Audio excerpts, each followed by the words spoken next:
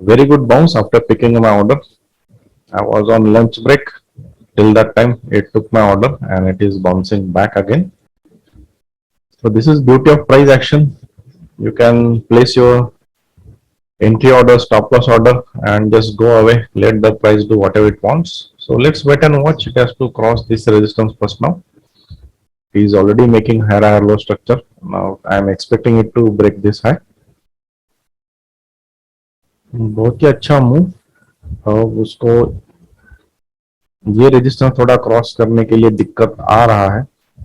अगर एक minute time frame पे देखा जाए तो एक बहुत बड़ा एक स्ट्रॉन्ग रेजिस्टेंस जोन है. अगर इसको ब्रेक किया तो ही ऊपर जाएगा ये. तो देखते हैं, वेट करते हैं. एंट्री तो अच्छी हुई है. मैंने टारगेट ऑर्डर लगाया है 5998.75 पे, जो कि 6000 के जस्ट नीचे है होल फिगर के. तो ये मेरा 1:5 रिस्टोर रेशो ट्रेड होगा अगर टारगेट अचीव होता है तो. बहुत ही बढ़िया कैंडल. क्लोजिंग होना बहुत इंपॉर्टेंट है. ऐसा स्पाइक तो बहुत देता है बजाज फाइनेंस. देखते हैं क्या इसी कैंडल में मेरा टारगेट अचीव होता है. 94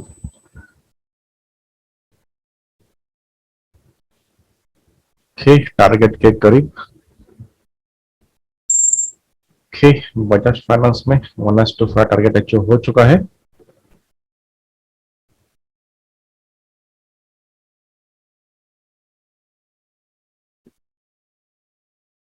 हेलो ट्रेडर्स, मुझे बहुत खुशी है कि कुछ लोगों ने सही जगह पे सही ढंग से खड्डा खोदना चालू कर दिया है. As discussed in last video on YouTube.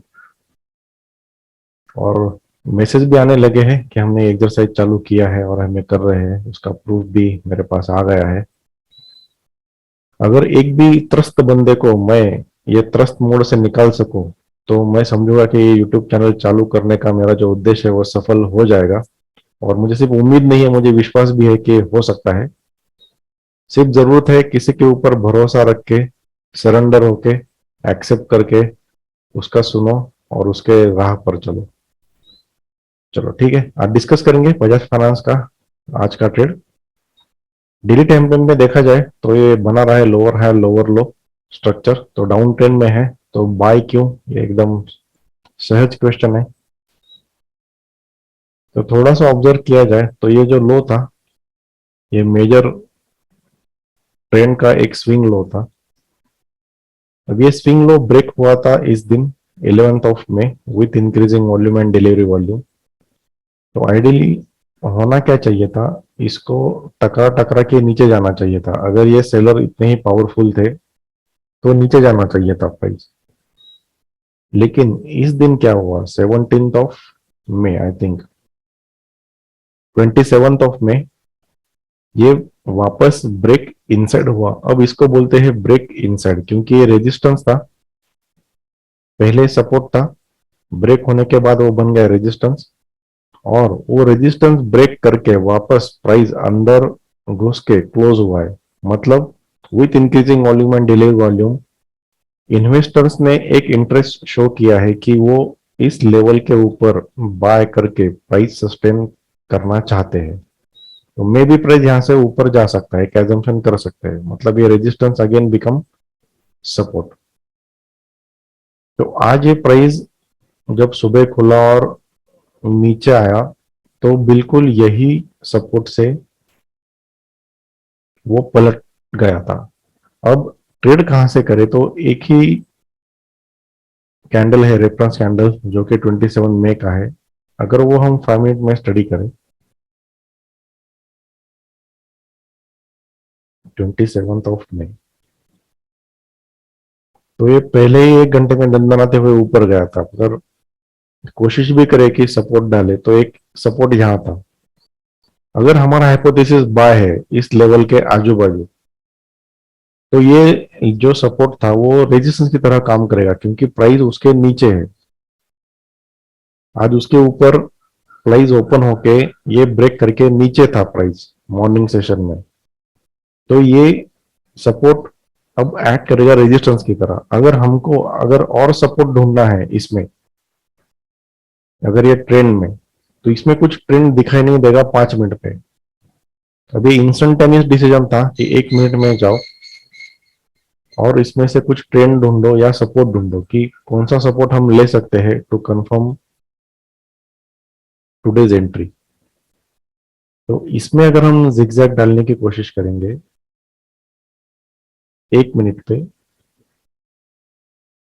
तो मॉर्निंग सेशन में पहला कैंडल ऊपर गया, फिर प्राइस नीचे आया, फिर ऊपर आया, नीचे आया और फिर ऊपर गया।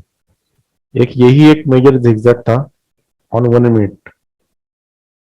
तो अगर हम सपोर्ट डाले तो एक सपोर्ट यहां मिलेगा हमको 57.1 पे। ये तो रेजिस्टेंस है, मैं इसको कलर चेंज कर देता हूँ। ये रेजिस्टेंस है, ये दोनों सपोर्ट है। अब जाते हैं आज की डे में कि क्या हुआ आज सुबह।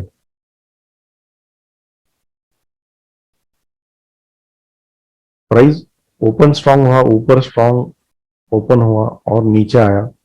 यहाँ सपोर्ट बिल्ड करने का कोशिश किया लेकिन सपोर्ट बिल्ड नहीं कर पाया। नीचे आया, इस लेवल पे एक सपोर्ट कंफर्म किया। अब बहुत सारे लोग, उनको पता है कि ये सपोर्ट है। क्यों सपोर्ट है? ये आरजी स्क्वायर का सपोर्ट है। अब ये आरजी स्क्वायर क्या है? Two red and two green candles consecutive, that is R G square. R square G square, red two green two, red two green two, तो ये सपोर्ट बन गया। ये कंफर्म हो गया कि ये सपोर्ट है। अब क्या यहाँ डायरेक्ट एंट्री हो सकता है? थोड़ा सा एग्रेसिव एंट्री बैठ सकता था यहाँ डायरेक्ट, लेकिन अब सुबह से इतना नीचे गिर रहा है, मतलब कोई तो कंफर्मेशन चाहिए और कि स्ट्रक्चर चेंज हो रहा है कि नहीं हो रहा है। अब 27 में से और एक सपोर्ट आ रहा था, ये 57 वाला। अब ये भी कब कंफर्म हुआ सपोर्ट? ये यहां कंफर्म हुआ, दिख रहा है, R G square, two red two green, मतलब यहां एक सपोर्ट कंफर्म हुआ और यहां एक सपोर्ट कंफर्म हुआ। और एक कंफर्मेशन मैंने लिया, वो था जिगजैग का। अगर हम जिगजैग डाले यहाँ पे, तो ये first time higher high confirm किया यहाँ पे, क्योंकि सुबह से वो गिर ही रहा था। तो बाय करना डेंजरस है इस केस में। 3 कंफर्मेशन थे, एक ये सपोर्ट और trend change, higher high higher low structure confirmation. उसके बाद मैंने एंट्री कहाँ लगाया? ये जो आरजी स्क्वायर का सपोर्ट है, ये फर्स्ट कैंडल का, ग्रीन कैंडल का जो क्लोज था वो 62 था। तो मैंने एंट्री प्लेस किया 62.1। बिल्कुल यही कैंडल में वो एग्जैक्टली ट्रिगर हुआ। स्टॉप लॉस था ये लेवल के नीचे।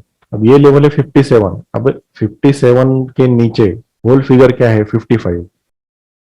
55 के नीचे एक 10 पैसा, 54.90, 54.90, ये मेरा स्टॉप लॉस था।